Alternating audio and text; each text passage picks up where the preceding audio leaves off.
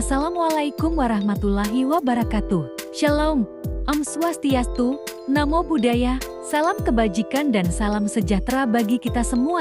Halo, kami dari kelompok 9. Dalam video ini, kami akan membahas topik yang sangat penting, yaitu ketenaga kerjaan dan pengangguran di Indonesia. Indonesia menghadapi tantangan besar dalam mengurangi angka pengangguran, terutama di kalangan pemuda dan lulusan perguruan tinggi. Berdasarkan data dari Badan Pusat Statistik BPS, meskipun ada penurunan pengangguran dalam beberapa tahun terakhir, masalah ini masih membutuhkan perhatian serius.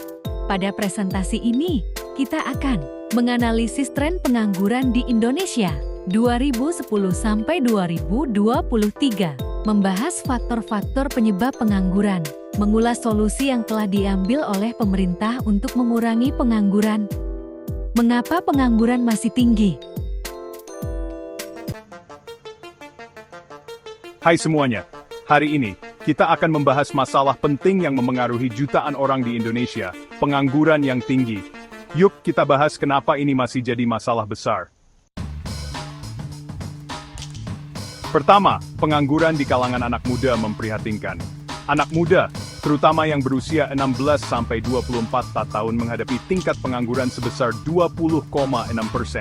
Wow, tinggi banget ya! Alasan utamanya, kurangnya pengalaman dan keterampilan kerja. Selanjutnya ada lulusan universitas. Mungkin kita pikir gelar sarjana menjamin pekerjaan kan? Sayangnya tidak selalu begitu di Indonesia. Malah lulusan universitas seringkali lebih susah cari kerja daripada lulusan SMA. Kenapa? Karena keterampilan mereka tidak selalu sesuai dengan kebutuhan pasar kerja. Mari kita lihat trennya. Sejak 2010, Indonesia mengalami penurunan tingkat pengangguran yang stabil. Kabar baik. Tapi, pandemi 2020 datang dan membuat angka pengangguran naik lagi.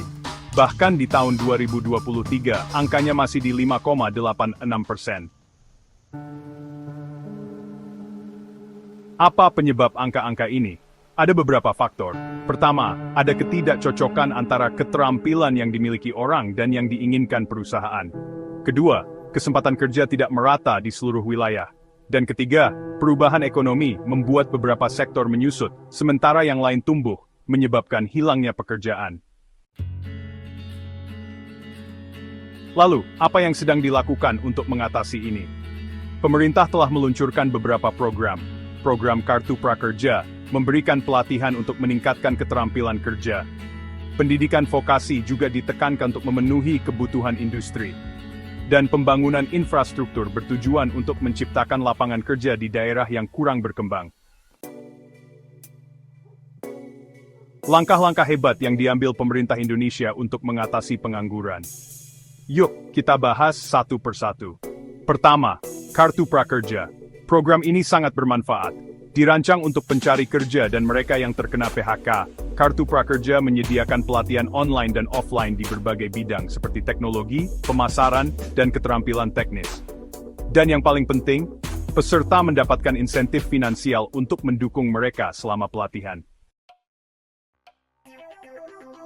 Selanjutnya, mari kita bicara tentang pendidikan vokasi. Pemerintah sedang mendorong lebih banyak keterampilan praktis melalui SMK, politeknik, dan pusat pelatihan kerja. Program-program ini dirancang untuk memenuhi kebutuhan industri, memastikan lulusan siap kerja. Bayangkan sektor-sektor seperti manufaktur, TI, atau pariwisata, semuanya siap menyambut tenaga kerja terampil. Dan terakhir, pembangunan infrastruktur. Pemerintah sedang membangun jalan, jembatan, pelabuhan, dan bandara, terutama di daerah-daerah tertinggal. Ini tidak hanya meningkatkan distribusi ekonomi, tetapi juga menciptakan banyak lapangan kerja selama dan setelah konstruksi. Infrastruktur yang lebih baik berarti investasi lebih mudah, dan aktivitas industri lebih banyak, yang mengarah pada lebih banyak peluang kerja. Dengan fokus pada bidang-bidang ini, pemerintah bertujuan untuk menurunkan tingkat pengangguran dan membangun tenaga kerja yang lebih terampil di seluruh Indonesia. Nah, itu dia. Dari Kartu Prakerja hingga pendidikan vokasi dan pembangunan infrastruktur, Langkah-langkah ini membuka jalan menuju masa depan yang lebih cerah. Demikianlah pembahasan kami mengenai ketenagakerjaan dan pengangguran di Indonesia. Kami berharap materi ini dapat memberikan wawasan baru dan menjadi refleksi bagi kita semua untuk lebih peduli terhadap isu ini. Kami juga mengajak teman-teman untuk terus mencari solusi bersama demi meningkatkan kesejahteraan masyarakat dan mengurangi tingkat pengangguran di Indonesia. Terima kasih atas perhatian dan waktu yang telah diberikan untuk menyaksikan video ini. Jika ada saran, masukan, atau pertanyaan, jangan ragu untuk menyampaikan kepada kami. Sampai jumpa di kesempatan berikutnya.